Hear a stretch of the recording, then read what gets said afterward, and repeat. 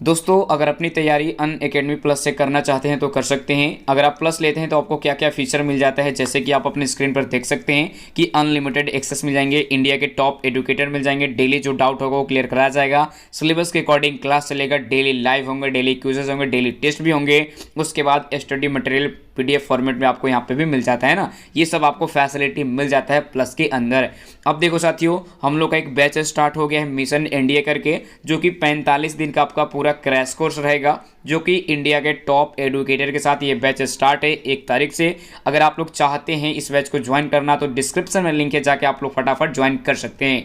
एक और हम लोग का बैच है, लक्ष्य बैच है, एनडीए 2 के लिए कंप्लीट बैच है आपका। ये आपका बैच है 4 मार्च से स्टार्ट हो रहा है और आपका 1 सितंबर तक ये पूरा बैच चलने वाला है ना। तो आप लोग अगर चाहते हैं ज्वाइन करना कोई भी बैच तो जाके आप लोग ज्वाइन कर सकते हैं। दोनों बैच का लिंक हमने डिस्क्रिप्शन में दे रखे हैं। आपको कैसे क्या करना है, आपको देखो, सबसे पहले आपको गेट सब्सक्रिप्शन पे क्लिक करना है ना। उसके बाद क्लिक करेंगे, इस तरह का इंटरफेस दिखेगा। चूज करना है कितने महीने का, 1 महीने, 3 महीने, 6 महीने, 12 महीने। मान लीजिए मेरे को 12 महीने के लिए 12 पे क्लिक करना। उसके बाद आपको डाल देना है जीजेटी 10% ऑफ के लिए। उसके बाद इस तरह का इंटरफेस दिख जाएगा, मतलब 10% डिस्काउंट हो जाएगा, तो 12 महीने का आपको 7200 पड़ जाता है। उसके बाद सिलेक्ट करके प्रोसेस टू पे कर देना आपको। जैसे ही करेंगे उसके बाद क्या करना है, अपना परचेज कर लेंगे। और दोस्तों क्यूज कैसे लगाना है ये तो आपको मैं डेली बता ही देता हूँ कि how to join live cues. आपको सबसे पहले टेस्ट पे क्लिक करना है, उसके बाद ज्वाइन क्यूज पे क्लिक करना है। उसके बाद आपसे क्यूज आईडी पूछेगा तो क्यूज आईडी डाल दीजिएगा, नीचे ज्वाइन क्यूज का ऑप्शन दिखेगा, उस पर क्लिक करके अपना क्यूज भी लगा लेना है। हेलो प्यारे मित्रों, कैसे हैं आप सभी। दोस्तों उम्मीद करते हैं कि आप लोग बहुत ही अच्छे होंगे और बहुत ही अच्छे तरीके से स्टडी कर रहे होंगे। ठीक है, तो दोस्तों अपने चल रहा था क्या, नेवी एयरफोर्स के लिए मिक्सचर चैप्टर चल रहा था। ठीक है, इस बहुत ही छोटा सा चैप्टर है, 2-3 दिनों का सेशन था। ठीक है, तो लगभग तो खत्म ही कर चुके थे, ऑल टाइप्स के क्वेश्चन देख चुके थे मिक्सचर के। ठीक है तो इसमें एलिगेशन मेथड जो है कहाँ कहाँ पे लगता है, ये सभी चीज़ें हमने आपको डाउट क्लियर करा दिया। तो लगभग देखिए यहाँ 2-3 क्वेश्चन अपने बच रहे हैं, तो वो 2-3 क्वेश्चन को भी चलिए आज के सेशन में शामिल कर लेते हैं। और आज हमने डिसाइड किया है कि अपना जो प्यारा सा चैप्टर है टाइम एंड वर्क वो स्टार्ट करेंगे। ठीक है, टाइम एंड वर्क को दोस्तों बहुत ही प्यारे तरीके से समझेंगे, उसका जो भी कंसेप्ट है टाइम और वर्क का वो चीज़ों को समझेंगे। पहले आइए देख लेते हैं मिक्सचर का जो भी बचा खुचा क्वेश्चन है उनको। तो प्यारे मित्रों देखिए अपना प्यारा सा क्वेश्चन नंबर 23। 22 क्वेश्चन पिछले सेशन में देख चुके थे मिश्रण चैप्टर से, मिक्सचर चैप्टर से, और ये रहा अपना क्वेश्चन नंबर 23। आपको देखने में थोड़ा सा प्रॉब्लम हो रहा होगा, देख लीजिए क्वेश्चन, और उम्मीद करते हैं दोस्तों कि क्वेश्चन को समझने में आपको कोई परेशानी प्रॉब्लम नहीं होगा। ठीक है, और जो भी प्रॉब्लम परेशानी होगा जरूर बताइएगा कमेंट करके, और इस क्वेश्चन को आप देखिए, और भी किसी भी तरह का डाउट होता है तो कमेंट करके आप बता सकते हैं। तो देखिए दोस्तों आज का जो प्यारा सा प्रश्न है, इसमें कह रहा है कि दूध और पानी के 729 ml का मिश्रण है। ठीक है, 729 ml का दूध और पानी का मिश्रण है। इसमें दूध और पानी का अनुपात 7:2 है, मतलब 7 अनुपात अगर दूध है तो 2 अनुपात क्या है, पानी है। अब क्वेश्चन में प्यारा सा बात इसमें कह रहा है कि इसमें कितना पानी और डाल दिया जाए कि दूध और पानी का अनुपात हो जाए 7:3। ठीक है, तो किस अनुपात में हम इसमें पानी मिलाएंगे कि इसका अनुपात क्या हो जाए, 7:3। तो देखिए दोस्तों बड़े ही प्यारे से क्वेश्चन है और बड़ा ही प्यारा सा इसका सोल्यूशन होगा। तो देखिए कैसे करेंगे इस क्वेश्चन का सोल्यूशन। पहले तो हमें दूध और पानी का अनुपात मालूम है, और दूध और पानी दोनों को मिला के मिश्रण कितना है ये भी पता है। ठीक है, तो यहाँ से देखिए कैसे करते हैं सॉल्यूशन, बड़े ही प्यारे तरीके से। देखिए इस क्वेश्चन को समझने में कोई डाउट नहीं होगा, क्योंकि इस टाइप का बहुत सारे क्वेश्चंस को हमने पहले देखा है। तो टोटल मिश्रण कितने का है, 729 ml का। ठीक है, 729 ml का टोटल मिश्रण है, तो इसका अनुपात है, इस मिश्रण में दूध और पानी का अनुपात दे दिया है 7:2। ठीक है, मतलब 7 रेशियो अगर दूध है तो 2 रेशियो क्या है, पानी है। ठीक है, तो 729 ml का कितना रेशियो दूध है, तो 7 रेशियो, और टोटल कितना है, तो 7 और 2 9। तो यहाँ से हमें क्या निकल जाएगा, दूध का मात्रा। चूंकि ऊपर में हमने दूध के अनुपात से गुना किया है तो दूध का अनुपात कितना है, 7, और पानी का अनुपात है 2। ठीक है, तो टोटल मतलब दूध का निकालना है तो दूध का अनुपात से गुना कर दिए और टोटल रेशियो को नीचे में लिख देंगे। ठीक है, तो कितना आ जाएगा, 9 से कट जाएगा, 9 8 72, 9 1 9। ठीक है, तो 7 का 7, 9 8 72, 727 ml जो हुआ, सॉरी गुना करने में परेशानी होगी, 7 का 7 होगा और 8 7 56 होगा, 567 ml क्या हो जाएगा, दूध का मात्रा हो जाएगा। ठीक है, टोटल मिक्सचर था 729 ml का, उसमें से 567 ml दूध निकल गया, तो पानी कितना होगा? तो दूध को हम घटा देंगे तो पानी निकल जाएगा। ठीक है, तो पानी का मात्रा कितना हो जाएगा? 729 में से 567 को हम घटा लेंगे। ठीक है, और घटाने के बाद कितना आएगा? 9 में से 7 गया तो 2 और 6 यहाँ हो जाएगा। ठीक है, और 7 में से 5 गया तो 2, मतलब 262 ml क्या हो जाएगा? पानी हो जाएगा। ठीक है, 262 ml 6 6 12, यहाँ फिर घटाने में यहाँ पर गलत हो गया, 162 होगा। ठीक है, अब देखिए क्वेश्चन में जो कह रहा था उस पे हम चलते हैं, उसमें क्या कॉन्सेप्ट लगाएंगे इस बात को समझते हैं। तो इसमें कह रहा था कि इस मिश्रण में हम कितना पानी और मिला दें कि दूध और पानी का अनुपात 7:3 हो जाए। ठीक है, तो 7:3 का मतलब क्या है? इसका मतलब यही ना हुआ, 7/3। मतलब ऊपर वाला जो रेशियो है ये किस चीज़ का है? दूध का है, और नीचे वाला रेशियो किस चीज़ का है? पानी का है। मतलब 7 अगर दूध है तो 3 कितना क्या होगा? पानी होगा। तो दूध ऊपर में कितना है? 567 है, और मिक्सचर में मिलाना क्या है? तो पानी मिलाना है ना। तो दूध तो जितना है पहले वाले मिक्सचर में भी उतना ही दूध रहेगा, और बाद में पानी मिलाने के बाद भी दूध उतना ही रहेगा। तो दूध के साथ कोई छेड़खानी नहीं, पानी के साथ करेंगे छेड़छाड़। तो पानी कितना है?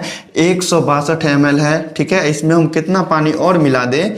तो यही बात हो गया, दूध 567 ml है और 162 ml पानी है, इसमें हम कितना पानी मिलाएं कि इसका रेशियो जो है 7:3 हो जाए। तो यहाँ से अब इसका वैल्यू निकल के चला आएगा, तो क्रॉस मल्टीप्लिकेशन कर देंगे तो क्या हो जाएगा? 162 प्लस x को किस चीज़ से गुना करेंगे? 7 से, और इधर ये 3 से गुना हो जाएगा, 567 गुना 3।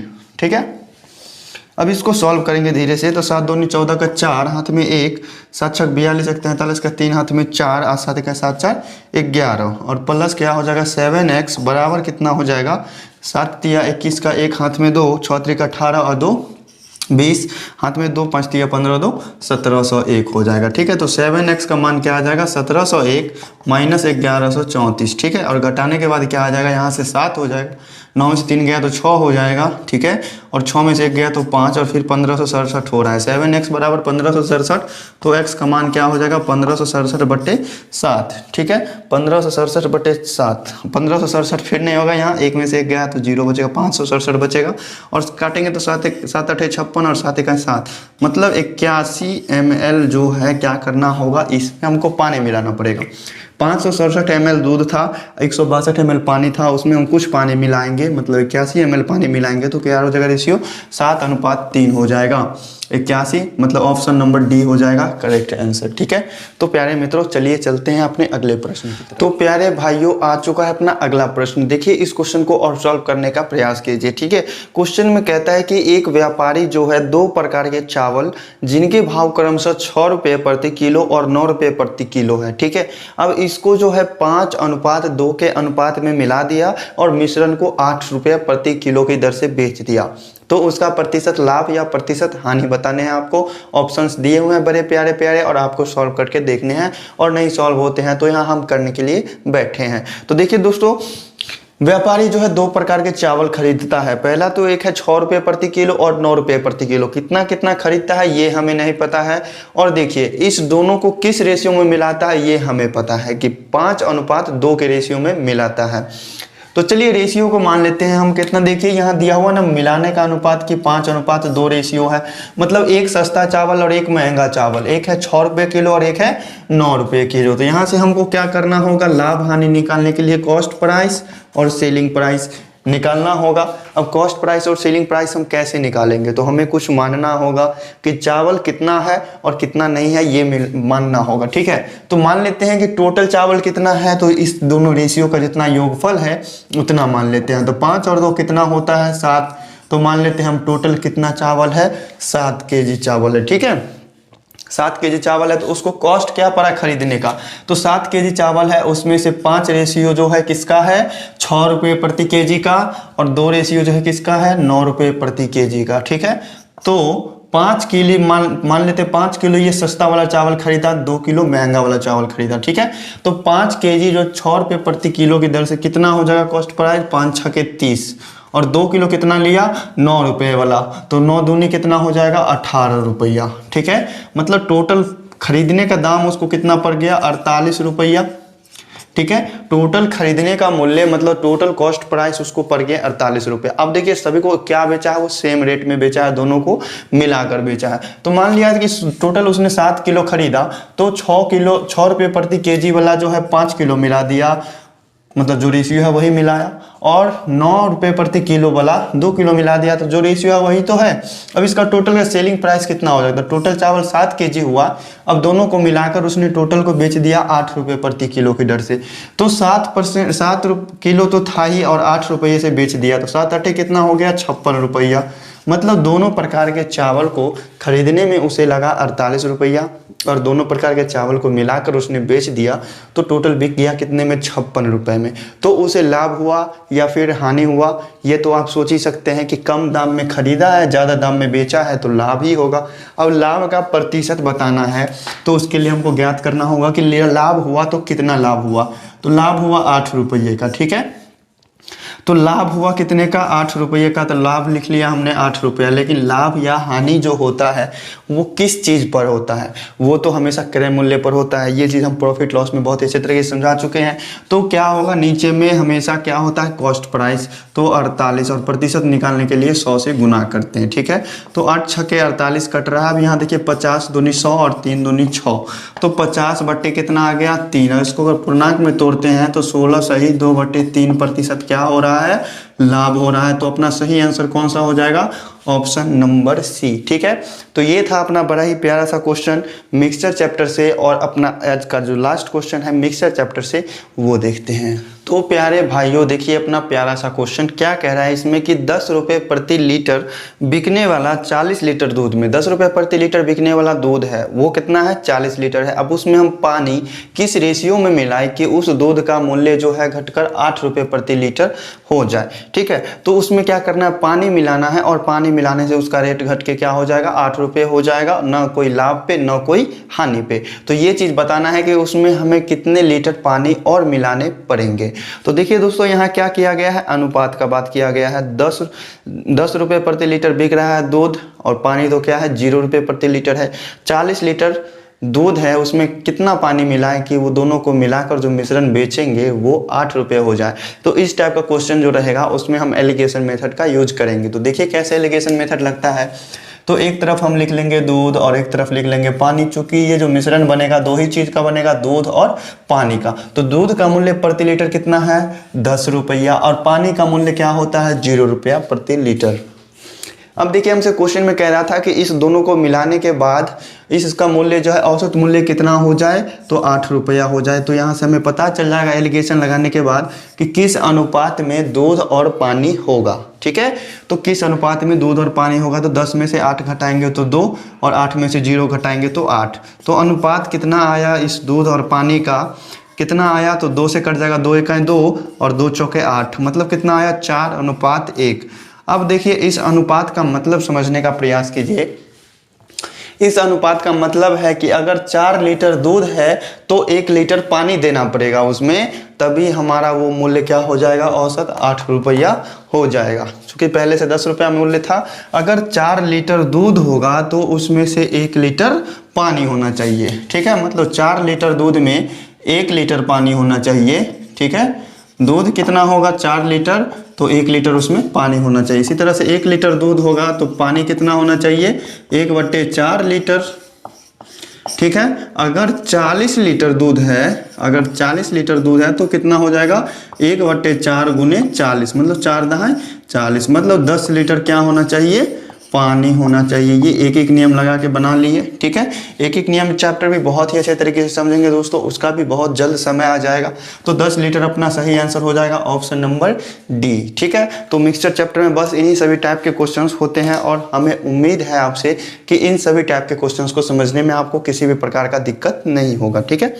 तो चलिए दोस्तों चलेंगे अब, इसके बाद मिक्सचर चैप्टर का द एंड हो गया। अब इसके बाद देखेंगे अपने इस चैप्टर नया चैप्टर टाइम एंड वर्क को, ठीक है। तो प्यारे मित्रों आइए अब समझेंगे टाइम एंड वर्क मतलब समय और कार्य। देखिए टाइम एंड वर्क हमने लिखा है, ये अपने चैप्टर का नाम है, और इस टाइम का मतलब क्या होता है, टाइम का मतलब होता है समय, और वर्क का मतलब क्या होता है कार्य, ठीक है। वर्क का मतलब होता है काम, और एंड है बीच में, इसका मतलब क्या हो गया और। तो कौन सा चैप्टर पढ़ना अपने लोगों को, समय और और कार्य पढ़ना है। तो समय और कार्य में दोस्तों किस किस टाइप के क्वेश्चंस होते हैं, तो देखिए समय और कार्य में इस टाइप का क्वेश्चन हो सकता है कि कोई समय दे दे और उतने दिनों में किसी कार्य को करना है। जैसे मान लीजिए कोई मजदूर है जो कि किसी काम को 10 दिन में पूरा करता है, ठीक है।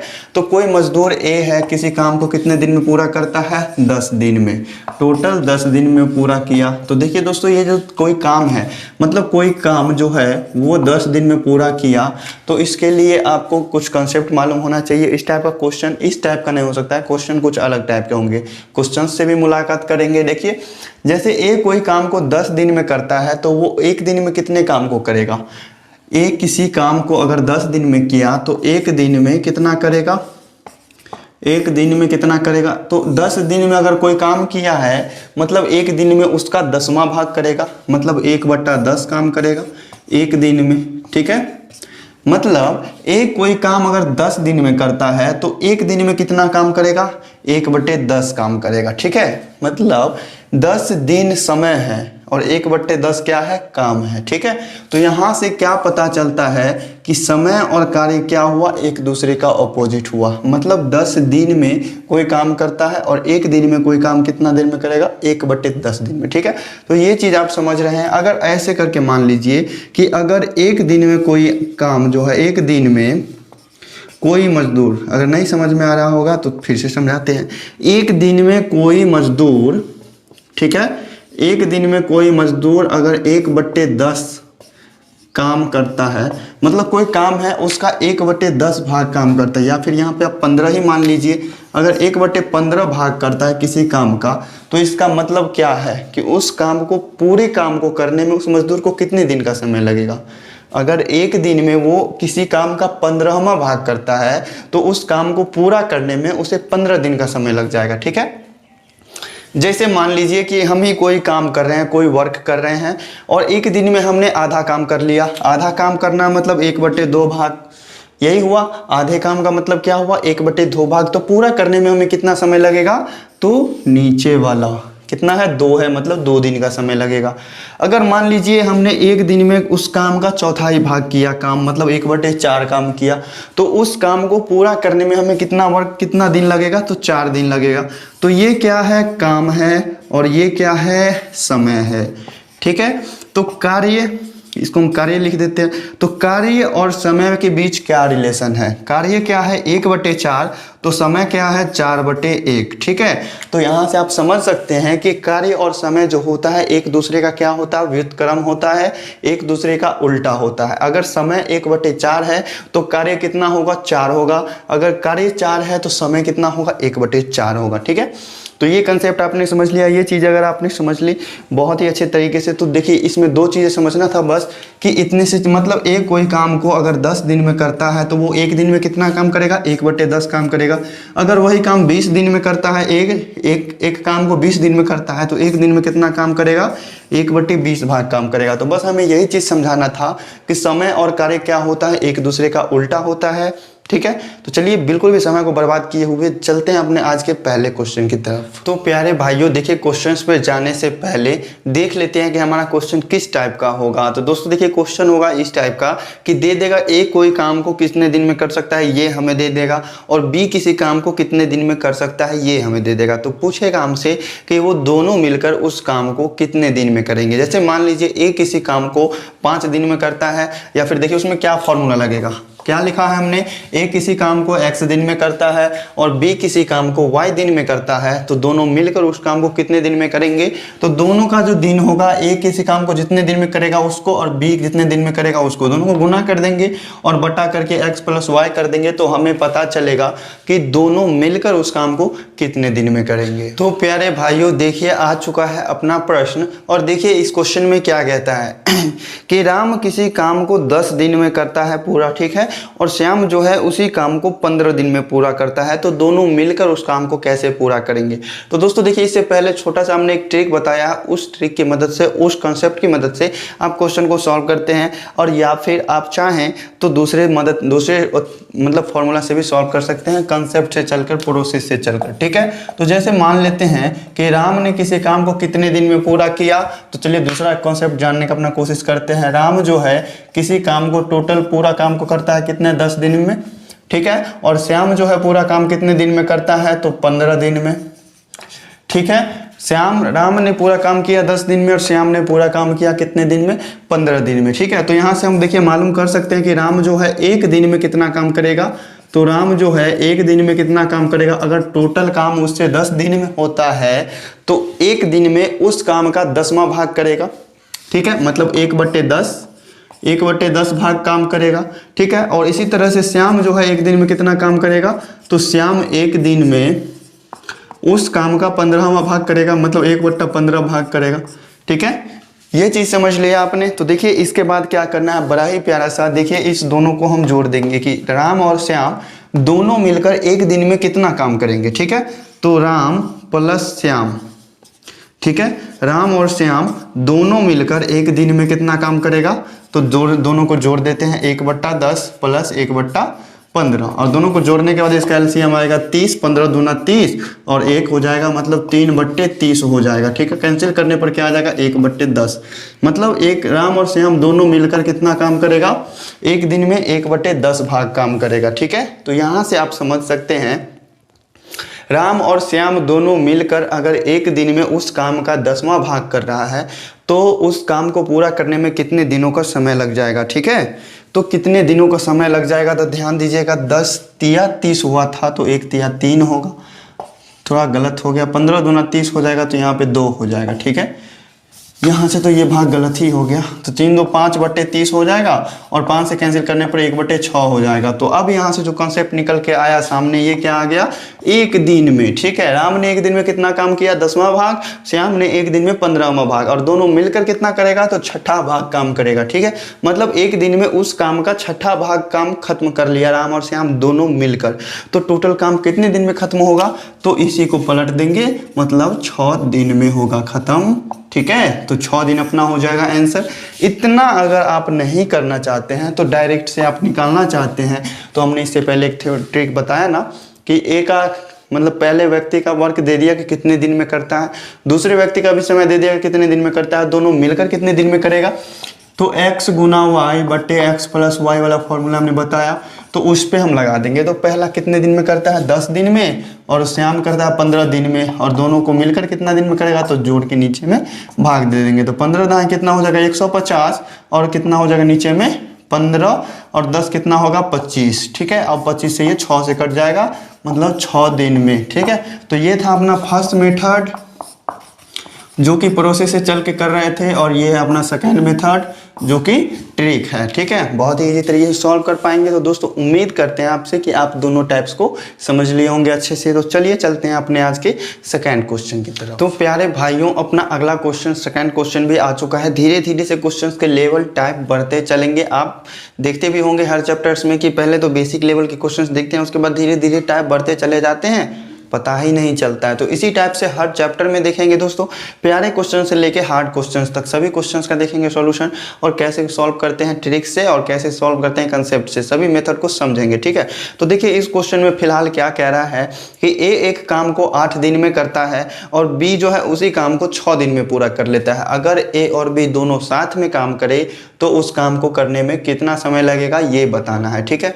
तो सबसे प्यारा तरीका हमने बताया आपको एक कंसेप्ट की, अगर ए करता है कोई काम को 8 दिन में पूरा तो एक दिन में कितना काम करेगा, तो 1/8 भाग काम करेगा। और बी अगर उसी काम को 6 दिन में पूरा करता है तो एक दिन में कितना करेगा काम, 1/6 भाग करेगा, ठीक है।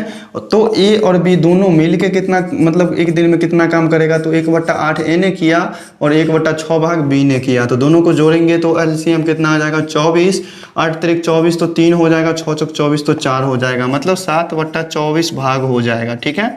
एक दिन में अगर 7/24 भाग काम किया है तो टोटल काम करने में उसको कितना समय लगेगा, तो इस वर्क का उल्टा क्या हो जाएगा, टाइम हो जाएगा। तो 24/7 क्या हो जाएगा, टाइम हो जाएगा, ठीक है। तो 24/7 क्या हो गया, टाइम हो गया। तो सभी तो ऑप्शंस पूर्णांक में ही है तो इसको पूर्णांक में तोड़ेंगे तो 7 या 21, 3/7, 3 सही 3/7 दिन अपना सही आंसर हो जाएगा ऑप्शन नंबर ए। या फिर इतना नहीं करना चाहते हैं तो आप डायरेक्ट से XY divided by x plus Y करके भी कर सकते हैं।